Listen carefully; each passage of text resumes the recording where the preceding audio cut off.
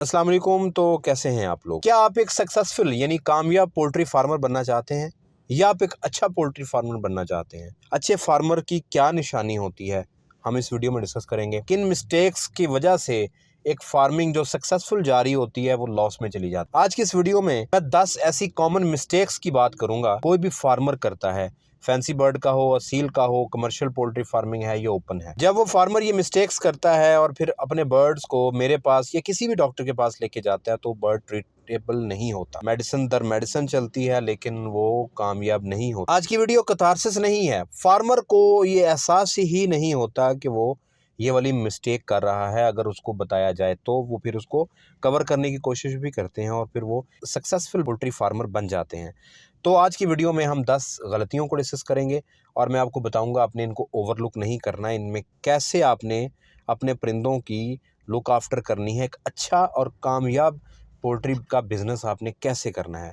तो अगर अभी तक आपने चैनल को सब्सक्राइब नहीं किया तो सब्सक्राइब करें, घंटे के बटन को लाजमी प्रेस कीजिएगा। वीडियो पसंद आए तो आपने इसको लाइक करना है। सबसे पहला पॉइंट है सेल्फ मेडिकेशन, यानी कि हिस्ट्री हम तक ठीक नहीं पहुंचती। आपका परिंदा बीमार होता है, एक आम फार्मर का परिंदा बीमार होता है तो वो खुद से ट्रीट करने की कोशिश करता है। ट्रीटमेंट में वो कौन कौन से प्रोसेस तय करता है? किसी फार्मर से दोस्त से रब्ता करेगा, गूगल के ऊपर सर्च करेगा, यूट्यूब के ऊपर सर्च करेगा। साइंस और सिम्टम्स को मैच करने की कोशिश करते हुए वो कोई भी यूट्यूब के ऊपर बताई गई ट्रीटमेंट को फॉलो करता है और उसके बाद परिंदा ठीक नहीं होता। दूसरे मरहले पे फिर वो अपने किसी दोस्त को रब्ता करता है। दोस्त उसको बताता है कि हाँ, मेरे परिंदे के साथ भी ये प्रॉब्लम हुआ था, तो आप फलां वाली मेडिसिन चला लें, आप तारे मीरे का तेल चला लें, आप फटकड़ी चला लें, आप इसको विरकॉन एस पिला दें, आपका परिंदा ठीक हो जाएगा। जब नहीं ठीक होता तो फिर वो एट दी एंड किसी ना किसी डॉक्टर को रब्ता करता है या वो मुझ तक पहुंचता है। और उतनी देर में फिर जब उनसे पूछा जाता है कि आपने क्या ट्रीटमेंट की है, तो उसका जवाब होता है जी हमने इसको 15 दिन से चूज़ा बीमार है, 20 दिन से मेरी मुर्गी बीमार है, 30 दिन से मेरा परिंदा बीमार है, लेकिन मैंने इसको कुछ भी नहीं दिया, सिंपल वेंटोलिन दिया था या मैंने इसको ब्रूफिन दिया था, जो कि रॉन्ग होता है। ऐसी सिचुएशन में आपके परिंदे का इलाज नामुमकिन सी बात हो जाता है। बाकी ज़िंदगी और सेहत अल्लाह के हाथ में है। दूसरा मरहला ओवर मेडिकेशन।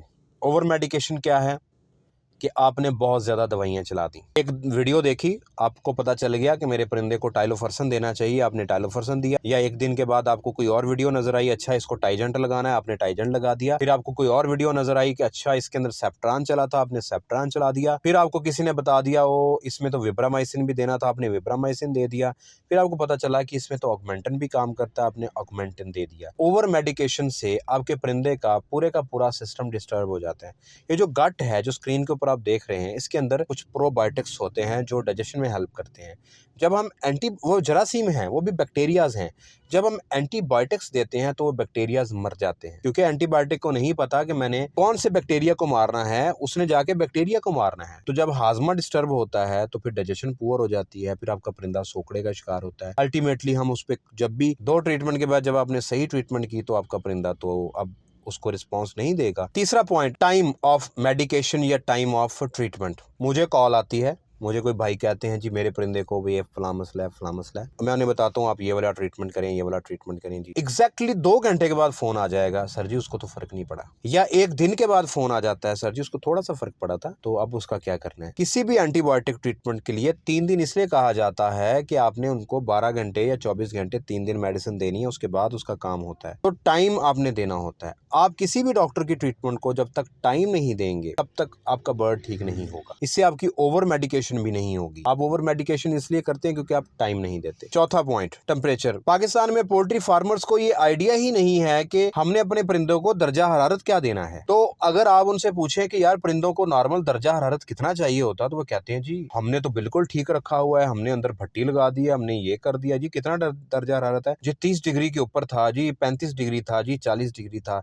या बिल्कुल कहा जाता है कि जी नहीं, रात को तो सर वो 18, 19, 20 डिग्री के पे आ जाता है। अल्लाह के बंदो, आपने फार्मिंग की, आपने महंगा परिंदा इंपोर्ट किया, आपने बर्ड पालने हैं, आपने पालने हैं। आप वीडियोस को देखें, स्टडी करने की कोशिश करें कि बॉडी का नॉर्मल टेम्परेचर परिंदों का 42 से लेके 47 होता है, यानी कि आप समझे 103 से 107, 8 तक होता है। तो आपने उसको टेम्परेचर कितना देना है, स्टडी तो करें। आपके जो यंग परिंदे हैं उनको 24 से 25 डिग्री टेम्परेचर चाहिए होता है सर्दियों में, और जो आपके बिल्कुल नौज़ायदा बच्चे हैं पहले दूसरे हफ्ते में उनको आपको 30 से ऊपर चाहिए होता है। अगर आपने उसको मैनेज कर लिया, अब अगला पॉइंट जो है, वेंटिलेशन नहीं करते आप, चारों तरफ से खुड्डे को बंद करके कहते हैं जी हमारा टेम्परेचर मेंटेन हो गया। रात को 8 घंटे का आपने खुड्डा बंद किया है, उसके अंदर अमोनिया बन रही है, उसमें ऑक्सीजन की कमी हो गई है, वो परिंदा तरह तरह की बीमारियों का शिकार होगा। अब आप ट्रीटमेंट भी दे रहे हैं लेकिन रात को आपने खुड्डा बंद कर दिया, आंखों में जलन पैदा होगी, आंखों में पानी आएगा, सर सूजेगा, खुरखुर होगी, नज़ला ज़ुकाम होगा, परिंदा किसी भी एंटीबायोटिक को रिस्पॉन्स नहीं देगा और मर जाएगा। तो वेंटिलेशन देनी है, क्रॉस वेंटिलेशन देनी है, खुड्डे को थोड़ा सा ओपन रखना है। अंदर अगर आपको लग रहा है कि टेम्परेचर, एक थर्मामीटर लगाएं। आपने 10,000 का मुर्गा खरीदा है तो आप 400 रुपए का थर्मामीटर लगाएं, आपको पता चल जाएगा पहली रात में कि रात में टेम्परेचर मिनिमम कितना गया है। फिर आप बल्ब लगा दें, आप छोटा बल्ब लगा दें, बड़ा लगा दें, ताकि उतनी हीट जनरेट होती रहे, साथ में हवा की क्रॉसिंग होती रहे। छठा पॉइंट ये है फीडिंग हैबिट्स। फार्मर जो खुराक परिंदे को दे रहा होता है उसके अंदर न्यूट्रिशन की कमी होती है, उसमें कोई ना कोई कैल्शियम की कमी रहती है, मिनरल्स की कमी रहती है। वो कोशिश करते हैं कि घर में ही जो सब्जियां वगैरह हैं वो दे दें, छिलके डाल दें, बाज़ार से फीड के अंदर नई चीज़ें मिक्स करने की कोशिश करते हैं। तो जो मुकर्रर मिकदार है उसके ऊपर वीडियोस मैंने बनाई हुई हैं, आप जाके उनको देखें, वो न्यूट्रिएंट्स पूरे करने की कोशिश करें, परिंदों को वही दें जो उनकी रिक्वायरमेंट है। सातवां पॉइंट ये है कि आप डिजीज़ मैनेजमेंट को सही नहीं करते। आपका परिंदा बीमार है तो आप उसे उन्हीं मुर्गियों के साथ रहने देते हैं जो बाकी तंदुरुस्त हैं। बीमारी एक परिंदे से दूसरे परिंदे में बड़ी तेज़ी से शिफ्ट होती है। तो आप सीपी बनाएंगे, आप एक कलिंग पेन बनाएंगे या हॉस्पिटल बनाएंगे। आपका परिंदा बीमार है, उसे वहाँ शिफ्ट करेंगे, वहाँ पे उसकी सर्दी गर्मी का ख्याल रखेंगे, पानी का, फीड का ख्याल रखेंगे। डिजीज़ मैनेजमेंट में ये बड़ा इंपॉर्टेंट है कि आपने ऊपर वाले सारे मराहल को देखना है, वेंटिलेशन को, टेम्परेचर को, उसको सेपरेट रखना है, उसकी लुक आफ्टर करनी है, उसको गर्मी सर्दी से बचाना है, उसको फीड प्रॉपर देनी है। उसे अगर फीड नहीं कर रहा तो आपने उसके हाथ से फीड खिलानी है, आपने उसको हाथ से पानी पिलाना है, उसको छोड़ नहीं देना। हाँ जी टीका लगा दिया, हाँ जी दवाई दे दी, अब जी ठीक है अब हो जाएगा, नो। डिजीज मैनेजमेंट को बेहतर करें। आठवां पॉइंट ये है कि फार्मर जिस परिंदे की फार्मिंग करना चाहता है, जिससे बिजनेस करना चाहता है, उसका प्रॉपर नॉलेज हो। फार्मर को अगर बर्ड का नॉलेज नहीं होगा तो वो प्रॉपर काम नहीं कर पाएगा। जब नॉलेज नहीं होगा तो उसको टेम्परेचर का भी पता नहीं होगा, उसे ये नहीं पता होगा कि हमने दर्जा हरारत कितना रखना है, हमने नमी कितनी रखनी है, उसको फीड क्या देनी है, इसमें डिजीज़ कौन कौन सी आती हैं, इसमें कौन कौन सी वैक्सीनेशन करनी है, और इसको हमने किस मौसम में कितना फीड देनी है, कौन सी फीड देनी है, कौन सी स्पोर्टिव हमने एंटीबायोटिक्स देनी है। तो बर्ड नॉलेज होना चाहिए। 9वां पॉइंट ये है कि अक्सर मुझे वीडियोज़ आती हैं, हमारे परिंदे ख़राब हैं, हमारे परिंदे ठीक नहीं हो रहे, हमारे परिंदे हर रोज़ बीमार हो रहे हैं। जब मैं उनकी वीडियोज़ देखता हूँ खुडों की, पिंजरों की, तो मुझे बड़ा अफसोस होता है। सफाई, क्लीनलीनेस, बायोसिक्योरिटी, ये 2 ऐसी चीज़ें हैं जो आपके परिंदे में बहुत ज़रूरी हैं। अगर आप सफाई का इंतज़ाम नहीं करेंगे तो कॉक्सी बार बार आएगी, जरासीम बार बार आएंगे, आँखों के मसाइल, अमोनिया पैदा होगी, आँखों के मसाइल बार बार बनेंगे, आपका परिंदा बार बार बीमार होगा और बाकी परिंदे भी बीमार होंगे। आपने ना सिर्फ खुडों को साफ़ करना है, धोना है, आपने इन्वायरमेंट को भी क्लीन करना है, ताकि उसके अंदर किसी किस्म की फंगस है, कोई वायरस है, कोई बैक्टीरिया है, तो वो ख़त्म हो जाए। सफाई का, बायोसिक्योरिटी से मुराद ये है कि आप बाहर से परिंदे लेके आते हैं तो आप उनको अपने परिंदों में दाखिल कर देते हैं। ऐसा नहीं करना, उनको क्वारंटीन करना है, 14 दिन को अलहदा रखना है, देखना है उनमें कोई परिंदा बीमार तो नहीं है। जब नहीं बीमार फिर आपने उनको अपने परिंदों में शिफ्ट करना है। बाहर से कोई परिंदे नहीं लेके आने, अपने परिंदों को बाहर नहीं लेके जाना, यानी कि आपने उसकी हिफाजत करनी है। आखिरी पॉइंट ये है कि एक सक्सेसफुल फार्मर बनना है तो पोस्टमार्टम आना चाहिए। आपने परिंदा आपका मर गया, आपका कबूतर मर गया, मुर्गी मर गई, आपका तोता मर गया, आपने उसको उठा के फेंक दिया, दबा दिया, फिर आप डॉक्टर को बता रहे हैं सर जी वो मर गया। डॉक्टर क्या करेगा, कैसे उसको ट्रीट करेगा?